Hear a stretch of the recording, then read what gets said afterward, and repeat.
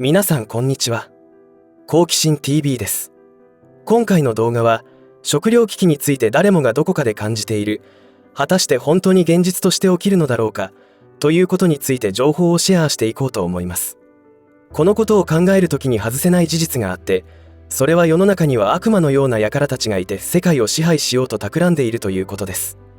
巷ではこういうことを言うと馬鹿げた話という意味での陰謀論者というレッテルを貼られるわけですが、それでも事実は事実として認めないと次の犠牲者は自分や家族ということになります。世の中には確かに陰謀というものがあって、まともな人にとっては馬鹿げているし狂った話です。それでももしそれが事実であったとした時の可能性として、必要な対策とマインド設定をしておいても損はないと考えます。この動画を最後まで見ることで、今私たちが平和に暮らせている日常に忍び寄る魔の手があるということの理解ができると思います。決して恐怖を感じて怯えた生活を送る必要はありませんが、事実を認めず迫る危機に対して無防備になり、被害者になってから初めて後悔するということは全くナンセンスです。ぜひ世の中のタブーを知って、自分や家族の身を守るために必要な行動とマインド設定にこの動画がお役立ていただければと思います。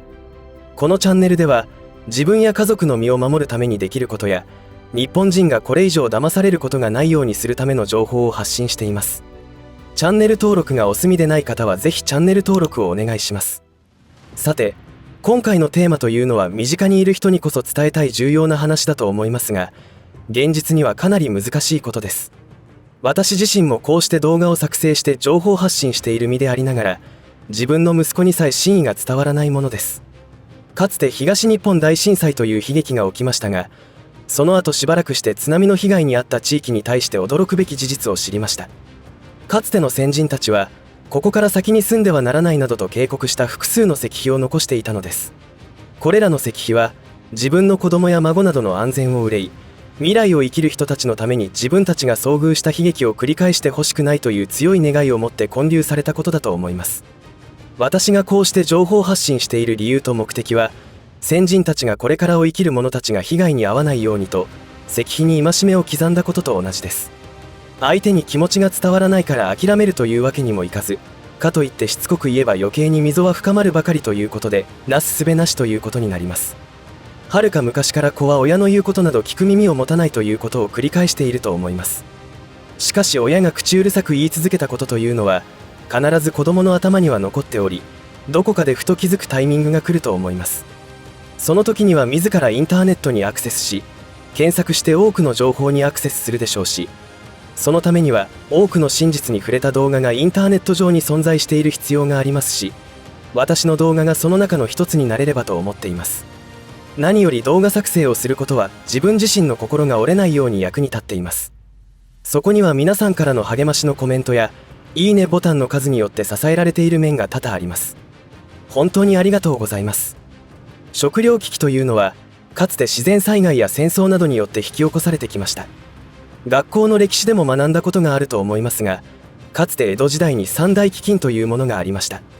その際には多くの餓死者が出ていたことは記録として残っています。当時の人口約3000万人に対して約97万人の餓死者が出たと言われています。その原因は天候不良によるところだったと思いますが、その天候不良についても後に国内の火山噴火だけでなく、世界中で起きていた大規模な火山噴火の影響もあったそうです。今現在は食料の保存技術も向上し、世界的に広がる供給網、サプライチェーンによって24時間いつでも食料にアクセスできる状態が当たり前になっています。世界に目を向けると年々食料危機が広がっているという事実はありますが、少なくとも日本においては食料危機というのは起こるわけがないと思っている人が大多数になっています。ところが江戸時代の頃にもその存在はあったものの表面化してはいませんでしたが、近代ではその存在が認められていることがあります。それは世界を支配しようとする勢力の存在です。かつてその存在は知る人ぞ知る事実であってタブーとされてきたことでしたが、インターネットの普及に伴って多くの人がそのろくでもない輩たちの陰謀や謀略について知ることになりました。なんと豊臣秀吉もその勢力と戦っていたという事実も分かってきています。その存在の事実の火消しとして行ったのが主要メディアによる陰謀論というレッテル貼りです。確かに陰謀論は存在しているのですが、そこに陰謀論とはとんでもない馬鹿げた話という意味を抱き合わせて広げて大成功を収めました。今なおその洗脳に侵されている人が多い現実があります。その事実はまともに生きてきた人ほどとても受け入れられる内容ではなかったため、主要メディアによるとんでも話としての陰謀論という方を信じてしまい今に至っています。そもそも主要メディアこそろくでもない輩たちの支配下にあることなど全く理解できていないので仕方ありません。つくづくろくでもない輩たちの悪知恵はすごいなと感心するばかりですが、それでも事の真相を理解し始めている人たちがどんどん増えていることが分かりますし、一昔前なら真実を語ったら命を取られるということもあったそうですが、その勢力が弱りつつあると言われていることは、そのような危機はなくなったということからも理解できます。しかしその代わりに言論統制が厳しくなってきています。6月にも政府からその動きが見られており、誤情報を監視することを閣議決定しています。それにしても政府の言う誤情報とは何のことでしょうか。なぜ政府の言うことが正しくて、科学者などの専門家が指摘することは誤情報なのでしょうか。今後このような流れは一気に強まってくることを覚悟した方が良さそうです。話を戻しますが、今現在を生きる私たちが生きる世界には、私たちの理解が到底及ばない価値観と人生観を持った勢力がいて、厄介なことに莫大な資金力を持ってあらゆるセクターを牛耳っています。その彼らが計画していることというのは、世界統一政府の樹立です。その試験モデルというのは過去にいくらでもあって、共産主義国家や民主主義国家がその実験モデルです。かつての冷戦のように表向きは争っているように見えていても、その裏ではろくでもない輩たちの支配のもとに行われています。さらには EU も同様で、最も踏み込んだ実験モデルだと言われています。つまり世界統一政府を作るということは、既存の国家をなくさなければいけません。そのためにどうするかということが重要です。まさか世界政府軍隊というものがあって、突然世界中の国を武力で制圧してクーデターを起こすというわけにもいきませんから、あくまでも世界中の庶民が世界政府を望む形に誘導していかなければいけません。その一つの方法が食糧危機によって恐怖を与えるということになります。現実として EU の加盟国は国家としての主権を奪われています。EU では EU 憲法なるものがあり、参加国は 100% ではありませんが、主権国家という存在は失われる方向に向かっています。このような流れは世界的なものになっており、我が国日本においては毎年世界経済フォーラムに参加していますが、そこで決められたことが日本国内で展開する政策に反映されています。その世界経済フォーラムというのはどんな存在かというと、施設会議であり団体です。その役員などは民主主義にのっとって選出されたものではなく、かなり怪しげです。それは国際連盟などの各機関も同様です。このことについておかしいと思いませんでしょうか。施設会議に呼ばれてのこのこと出かけていき、そこで世界平和実現のためにこういうことをする必要があります、それに従ってくださいとか言われるわけです。その目標というのがアジェンダ2030などというものですが、その目標の達成がなされていないと指摘され、日本に帰国してから慌てて強引に政策を推し進めるということをしています。 LGBT 法案などは与党内で反対多数であったにもかかわらず、岸田首相は強引に決めてしまいました。あまりに主権国家や民主国家とは思えない典型的な動きで驚いたものでした。その背後にいて糸を操っている勢力がこのチャンネルでよく言っているろくでもない輩たちということになります。規制対象になるのであまりその勢力の名称を出すことを控えておきますが、私のブログには毎回配信した動画の文字起こしを載せており、そこには固有名詞を明記しておりますので合わせてご覧いただきたいと思います。ブログへのリンクは概要欄に貼っておきます。先ほども言いましたが、ろくでもない輩たちが世界政府を樹立するために行っている方法、手口を挙げておきます。1、国家の分断。2、経済危機。3、戦争や紛争。4、食糧危機。5、疫病の蔓延などです。今回そのうちの一つである食糧危機を取り上げていますが、一口に食糧危機といってもそのプロセスはいろいろとあります。例えば地球規模で起きている異常気象を口実に気象兵器で農業にダメージを与えるということを行っていたり、地震も起こしています。さらに世界規模で起きている養鶏場などの食料生産施設の火災です。一部の国や地域だけでなく、世界中で起きているという不可解さには驚きます。合わせて鳥インフルエンザなどの蔓延にも関わっていることでしょう。または戦争や紛争が起きることで食料のサプライチェーンにダメージを与えています。ろくでもない輩たちがグローバル化を叫び、各国がそれに突き進んだことで起きたことは、どこかの国で農作物が不作になったり、輸出規制がかかるとまるでドミノ倒しのように世界中にその影響が及ぶということになりました。ろくでもない輩たちの特徴の一つに、何も作り出せない勢力であるということです。いかに人を支配するかの悪知恵には長けており、その手段がお金です。実際に世界中の銀行をも牛耳っており、紙幣発行権を手にしています。そのような視点で世界を見渡すと不思議に一つの絵が見えてきます。それは大変恐ろしい完成図となるのですが、平和ボケしている庶民が多い中で確実に完成に近づいているわけです。これらの項目は単独で仕掛けられていることもありますし、合わせ技で仕掛けられていることもありますので複雑になりますが、世の中で起きていることというのは偶然などほとんどなく、それはある目的をもって行われているということが言われています。ある目的というのは先ほど述べたことになるのですが、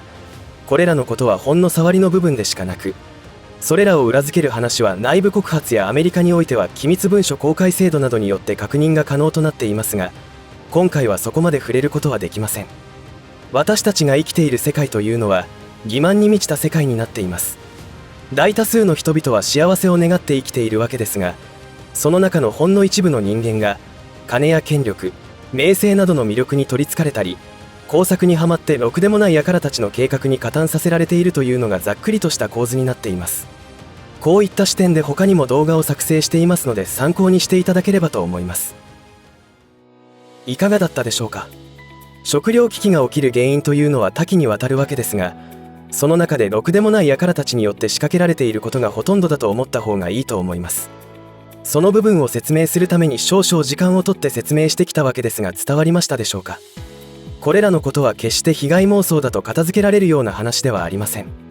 主要メディアや有名インフルエンサーたちが陰謀論と言ってきたものの多くが時間の経過とともに真実であったということが判明してきています。かつて UFO を信じる人たちを被害妄想者だとかレッテルを貼ってきましたが、やはりその存在は事実でした。アメリカで起きた UFO の墜落事故があったとされる事件などのように、その真相に迫る者が謎の死を遂げていたり、ろくでもない輩たちの計画に抵抗しようとして暗殺されたアメリカ大統領もいました。 UFO に関しては私の知り合いにジャンボ旅客機のパイロットがいますが、その方に聞いたのはやはり UFO はいるということでした。ところが見たままを口にすると精神異常と判断され地上勤務にされるということがあり、口に出せないというのが実態だったそうです。フライト中に見る UFO は同席している副パイロットも見ていることですが、お互い口にすることなく目配せで確認していると言っていました。頑なに信じようとしていなかったことを一旦受け入れてみると、見える世界が一瞬で変わってくることがわかります。そうなった時に真実を知らなかったことで起きた過去の悲劇的な歴史も知ることになり、これからを生きるための知恵が湧いてきます。先の大戦後にアメリカ占領軍は日本の書籍を約7000冊以上を焚書処分したことは有名ですが、その理由は後世に生きる日本人に残したくない事実が多数あったからです。このように知られたくない真実は確かにあって、それはろくでもない輩たちがしてきたことの記録であったり、陰謀や謀略の暴露です。こうした真実は今ものすごい勢いで世界中の人々が理解し始めています。それは日本でも同様で、それと同時に起きることはそれらの言論規制強化です。今ニコニコ動画のサイトがサイバー攻撃を受けた結果、重大なシステム障害が発生しており、今この動画作成時の時点でもまだ障害から完全復旧しておらず縮小営業中です。ニコニコ動画は言論の自由が保障されたプラットフォームであったことで、多くのタブーを扱った動画が配信されていました。今回のサーバー攻撃は何者かによって何かを意図した行為であることは間違いなく、一つの言論統制かもしれません。 YouTube においてはその可能性は低いと思いますが、情報発信者の淘汰をしていくことは容易に想像できますので、私も対策を考えなければいけません。いずれにしましても、食糧危機は起きるときは簡単に起きてしまうというのが今の日本が置かれている状況であるという理解と、そうなるように仕掛けられているという可能性の両方を理解することが急務だと断言できます。ぜひこの動画をきっかけに今まで信じて疑わなかったことについて、一度疑いの目を持ってほしいと思います。私の過去動画では、そのような視点に立った動画作りを意識したものを配信していますので、参考にしていただけたらと思います。共に難しい局面を乗り越えていきましょう。これから迎える大峠は回避不可能だと思いますが、大難を小難に変えることはできますので、腰を据えて迎え撃つマインド設定をして、必要な備蓄を進めていくことが重要です。最後までお付き合いありがとうございました。以上で今回の話は終わりとしますが、皆さんの応援が次の動画作成の力になりますので、いいねボタン、チャンネル登録、通知設定をオンにしていただけると嬉しいです。また、コメント欄へのご意見、ご感想の書き込みもいただけたら励みになります。最後までご視聴ありがとうございました。好奇心 TV でした。